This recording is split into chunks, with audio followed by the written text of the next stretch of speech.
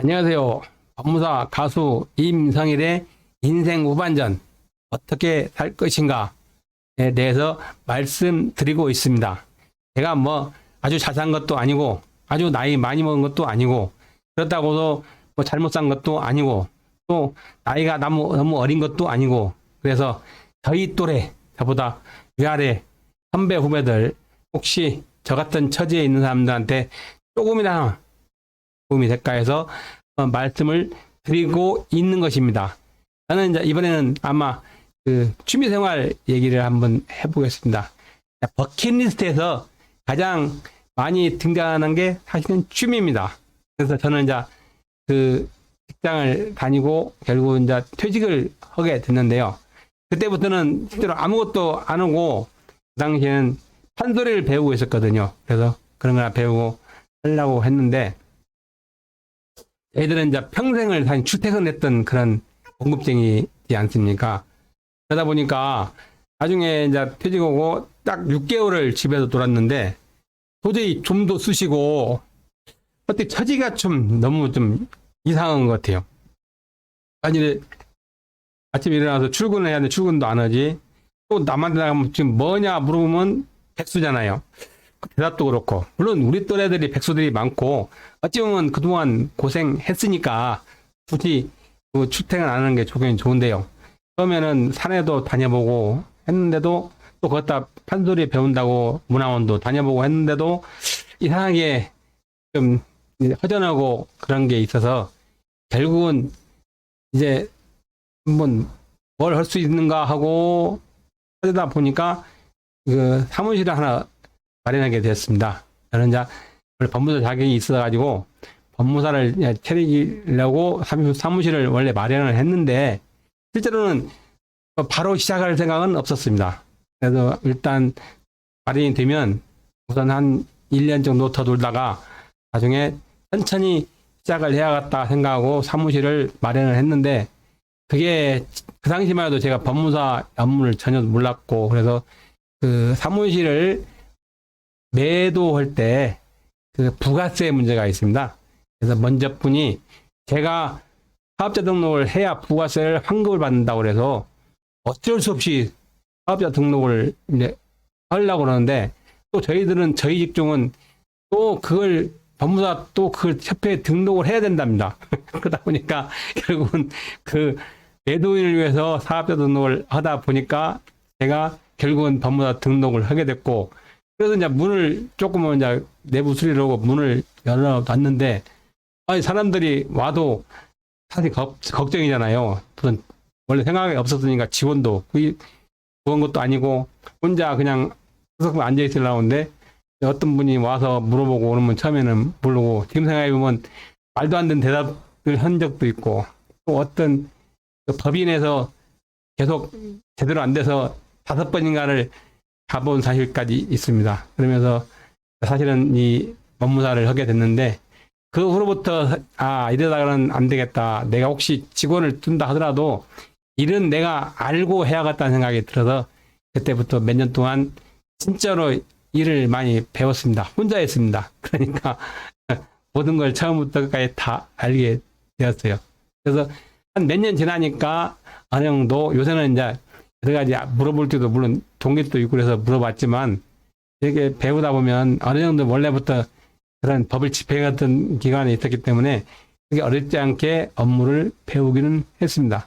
그래서 지금은 그 출퇴근하고 직원이 있으니까 뭐 저는 또 다른 것도 하고 이렇게 하고 있어서 일단은 그게 경제적으로 도움을 주든 안 주든 제가 어디 가서 있을 곳이 있다는 것이 저는 상당히 좋습니다. 그리고 거기서 겨우 용돈벌이 정도는 하는 정도에 불과합니다. 더 많이 벌려고 하면은 제 나머지 인생에서 많은 부분을 접어야 되고 또 그걸 해야 되니까 그렇게는 하고 싶은 생각이 없습니다. 제 모토가 뭐냐면 죽을 때 돈은 가지고 가지 않는다 이런 생각을 하고 있거든요. 그래서 뭐 그 정도 선에서 일단 일을 하고 있습니다. 그리고 처음에 이제 하고 싶은 것이 뭔가 하고 따져봤더니 제일 먼저 떠오른 게 가수였습니다. 사실 제가 그 그리움이란 노래를 이제 발표도 하긴 했는데 그 노래를 만든 것이 대학교였습니다. 대학교 다닐 때. 그때 아마 대학 가요제가 막 생겼을 때입니다. 그 노래를 작사, 작곡을 해가지고 했는데 누가 편곡이라든가 이런 거 해줄 사람이 없어서 사실은 대학 가요제 나가지는 못했습니다. 그런 만큼 아마 그 가수라든가 그런 부분에서 약간 선망이 있었던 것 같아요.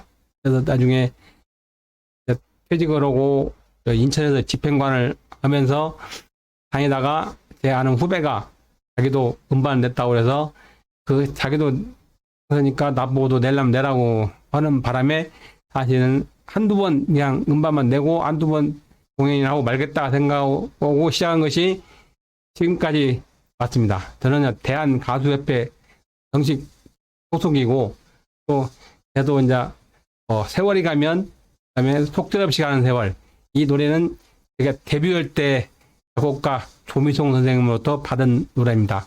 그 다음에 두 번째 낸 것이 그리움하고 하루 이틀 노래를 다시 음반을 냈습니다. 그래서 제 노래가 네 곡이고 지금은 하루 이틀 노래를 열심히 부르고 다닙니다. 노래는 작사는 제가 했는데 작곡은 이강수 선생님이 했습니다. 근데 노래가 쉽다고 그래서 가끔 부르면서 여기까지 가수한다고 왔는데 사실상 열심히 하는 것도 아니고 열심히 안 하는 것도 아니고 어정쩡한 상태가 된 건 맞는 것 같은데요. 그래도 이런 법을 집행하는 그런 답답한 이렇게 어떻게 보면 고대에만 평생을 살다가 이렇게 연예인 반열에 들어가서 약간 옷도 뭐 빨간색, 노란색도 입을 수 있고 또 게다가 청바지도 다 찢어서 입기도 하고 이런 것까지 바뀐 거 보면은 저는 일단 성공이라고 생각합니다.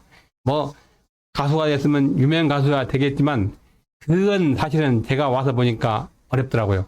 그거 아무나 될 수 있는 것도 아니고 그래서 가수가 수십만 많이 된다 하면은 그 중에서 이름 뜨고 하는 사람은 그 불과 얼마 안 되지 않습니까? 그만큼 이 세계도 어려운 곳입니다. 가능하면 좀 이 하루 이틀이라는 노래가 어느 정도 그래도 사람들이 저게 임성인이 노래네 이렇게 알 정도까지만 해야 됐으면 좋겠다는 생각이 드는데 그것조차 상당히 어렵습니다. 네, 그만큼 여기 가서 노력을 하는 분들도 많고 그런 걸 보면서 야 이것도 참 어려운 곳이구나 생각이 듭니다. 그래서 가수 어떤 걸 하고 그 다음에 이제 판소리를 한 4, 5년 배웠습니다. 의외로 이상하게 판소리 하는 곳을 지나가다가 거기에 매료돼 가지고 배우게 됐는데 판소리가 의외로 이제 나이 먹으면 잘 맞습니다. 근데 판소리는 이렇게 막 품어내는 그 노래를 하다 보니까 또 이 가요하고는 잘 안 맞아가지고 저는 가끔 양쪽으로부터 구박을 받기도 합니다. 근데 판소리 같은 경우는 제대로 배워놓으면 그것도 괜찮은데 좀 일찍 시작했으면 좀 이게 더 욕심을 부려보겠지만 이게 또 너무 늦게 시작했으니까 힘이 정도로 가서 하나씩 부를 수 있는 정도로 하려고 하고 있습니다. 그 다음에 수필집 하나 냈습니다. 수필집. 생명이 빛나는 순간이고 전자책에는 아버지의 유산이라는 이름으로 냈습니다. 그것을 제가 이제 공무원 하면서 아니면 집행관 하면서 법무사 하면서 느낀 거, 주의에 대해서 느낀 것을 썼는데 때에 따른 사람들이 뭐 재밌다고 하기도 하고 한번 잡고 끝까지 잠도 안 자고 읽었다는 분도 계십니다. 저는 그냥 솔직 담백하게 썼던 것인데요.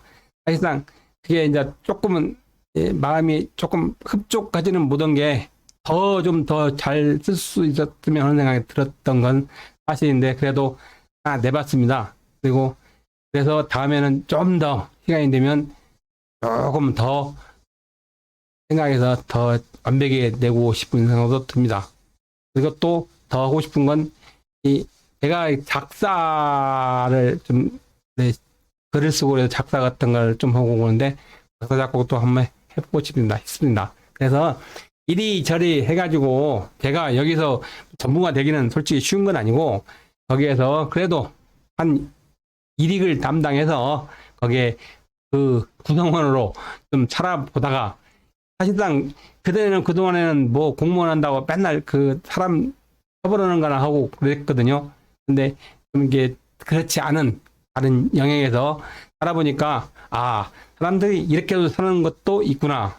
그래서 많은 것을 배우고 있습니다. 그러니까 혹시 이걸 인생 후반전 사시는 분들 중에서는 자기 인생을 가만히 생각해 봐가지고 자기에 맞게끔 한번 잘 구성을 해보고